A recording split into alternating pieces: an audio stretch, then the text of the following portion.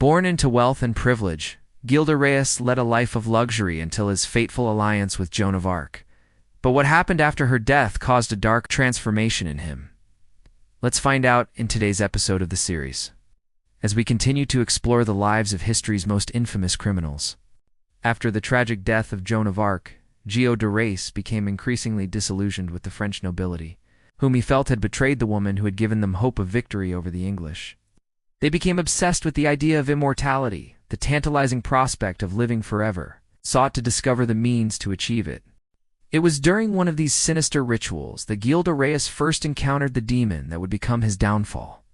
Haunted by guilt and tormented by the knowledge of the evil he had unleashed, Gilles de Rais became a broken man, consumed by the darkness he had embraced so eagerly in his desperate search for meaning and purpose. As the noose tightened around his neck, the full extent of his crimes was revealed, shocking the world and cementing his legacy as one of history's most infamous criminals. The entity, which identified itself as Feminimus, offered him knowledge and power beyond his wildest dreams in exchange for his eternal servitude. Unable to resist the temptation of ultimate power, Gilles accepted the deal, unaware of the terrible price he would soon pay.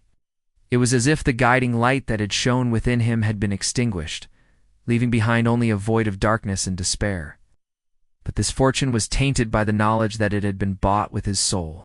Gilles and his associates grew bolder in their pursuit of arcane knowledge, performing ever more heinous acts in the name of their dark master. They committed unspeakable atrocities, preying on the weak and innocent, and their crimes went unchecked as word of their unspeakable activities spread. Fear became a constant companion to those who lived under the shadow of Gilles de Rais's dark reign. No longer content with the trappings of wealth and power, Gilles threw himself into the pursuit of earthly pleasures. Wine, women, and song became his constant companions.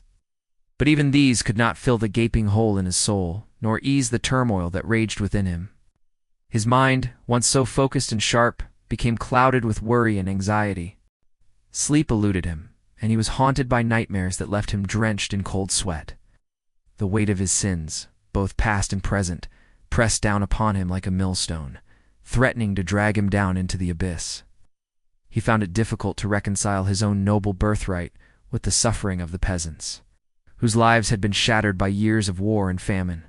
Drawn together by their insatiable curiosity and thirst for knowledge, Gilles and his companions delved deep into the forbidden texts, uncovering secrets that had lain dormant for centuries.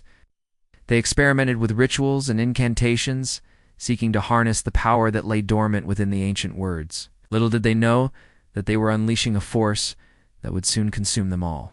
And so he began to withdraw from the courtly life he had once enjoyed so much, seeking instead to immerse himself in the more brutal realities of the conflict. But there was another reason, and only one, for the change in his behavior. The real Gilles de Rais was a monster.